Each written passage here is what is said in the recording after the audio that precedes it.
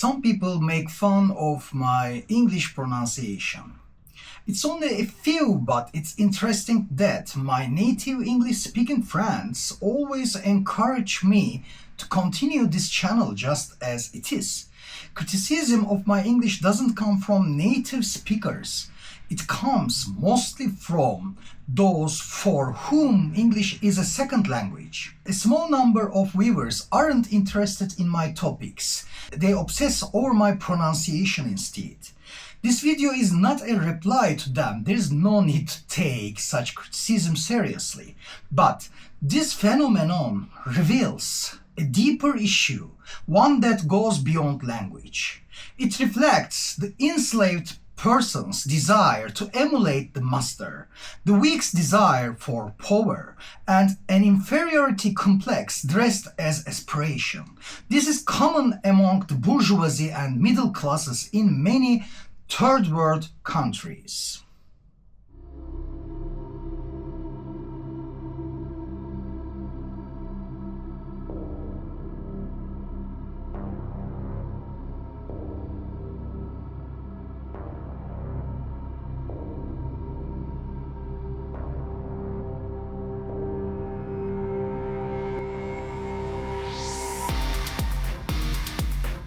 And also in this landmass from coast to coast and everywhere in between, there lived hundreds, if not thousands of different nations, tribes of people whose land this was. This was their home.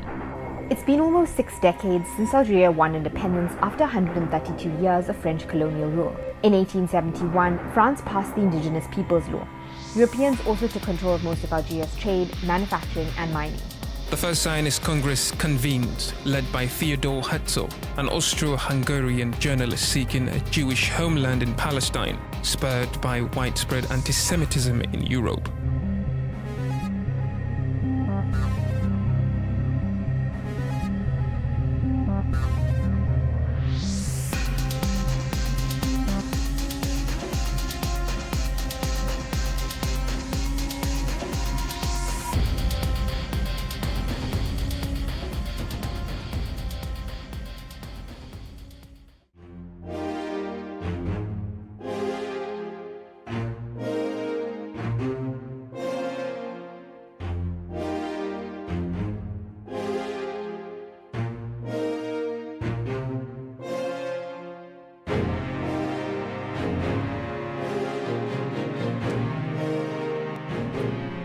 Frantz Fanon says, to speak a language is to take on a world, a culture.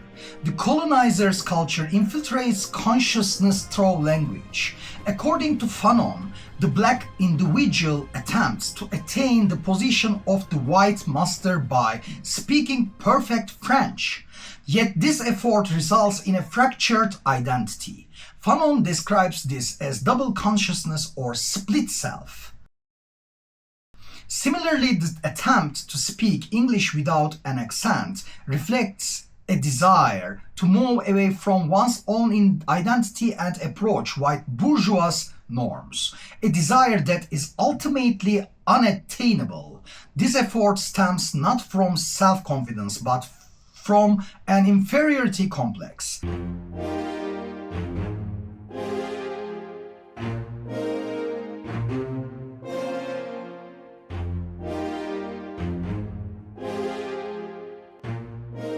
Baba captures the colonized subject's reflex to resemble the colonizer with the phrase, almost the same, but not quite.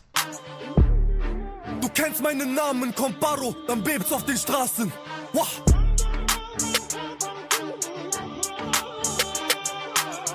Baba conceptualizes this phenomenon as colonial mimicry, which he defines as the desire for a reformed, recognizable other.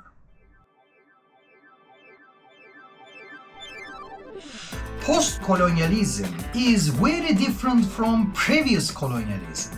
It preserves identity but erodes it without the enslaved people noticing. Moreover, it supports this erosion with the enslaved people's desires. The enslaved person ties his existence to the colonizer with desire. He tries to speak like him and act like him, but he can never be like him. He loses his unique existence and cannot become a colonizer. He becomes a collage and an equally absurd existence.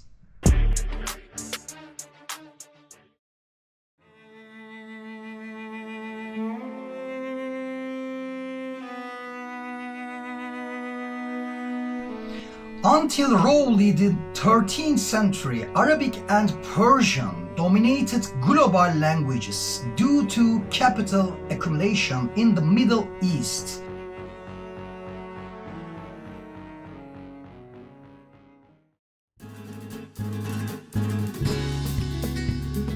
After the Age of Discovery, Spanish rose in prominence.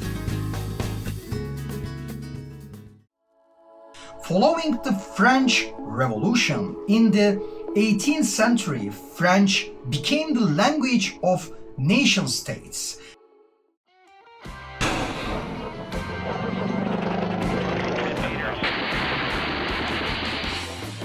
The United States technically not at war with any nation, but that doesn't mean our defense is dormant. The US has agreed to almost double. Since the 20th century, English has become the language of capital, not just economically but culturally. English is the bourgeoisie's language. Where capital flows, it dictates language. Efforts to preserve local languages are like pouring hot water into the ocean, futile against this tidal force. Language tied to capital turns into power relations between individuals in everyday life. This dynamic is a form of voluntary slavery. The oppressed strive to gain power by imitating the powerful, aspiring to live like the dominant class and see the world through their eyes.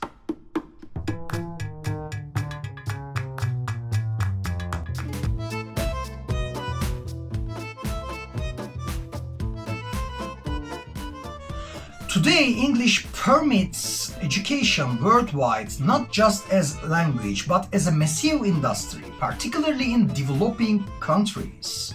English symbolizes power and prestige. Families emphasize English learning because it's a class issue. Yet, academic studies on English learning anxieties often fail to capture the full depth. Calling it anxiety misses the point. It's a deep inferiority complex tied to underdevelopment.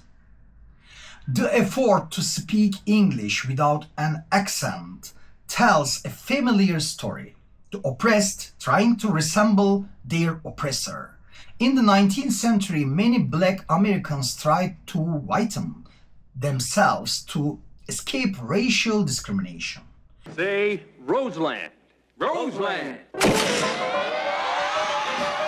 More recently, Michael Jackson's skin lightening and some Harlem residents dyeing in their hair blonde are modern reflections of this psychology. Today's desire to speak perfect English is another version of this slave mentality. During colonialism, Europeans didn't just invade lands, they occupied languages. Byerman notes how Portugal enforced Portuguese-only policies in its African colonies, schools, allowing local languages only in religious classes, a clear example of language as a tool of hegemony. Speaking English today is a cultural status symbol. According to Bourdieu, cultural capital is intertwined with economic capital. The upper classes and ambitious middle classes use English fluency to display power, and the oppressed enthusiastically internalize this practice. Capitalism exploits this desire, marketing language learning as a lucrative industry, but inequality persists. Many can't afford language classes and are looked down upon for poor English. The real problem lies with the slave mentality chasing perfect colonial language proficiency. Postcolonialism enslaves not through oppression but through desires. Hi, welcome back to ingvid.com. I'm Adam. Today's lesson is a writing lesson.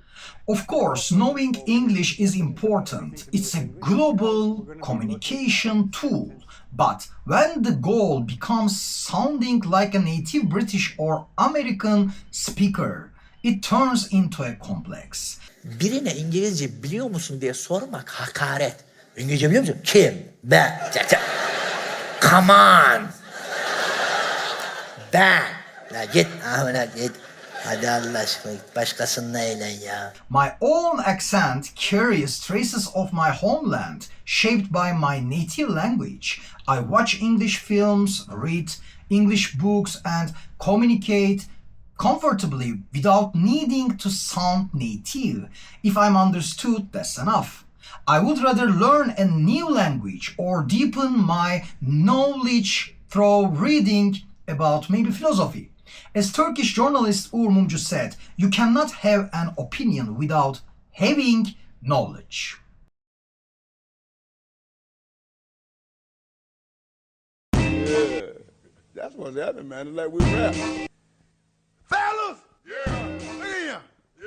English has been a post-colonial lingua franca for about 80 years. Unlike colonial times, it's no longer imposed by force. Today, people voluntarily chase this culture. In Vietnam, English is still not widespread, but in India, a former British colony, English feels almost like a mother tongue. This illustrates how excessive admiration for English reflects a slave mentality surrendered to capitalism.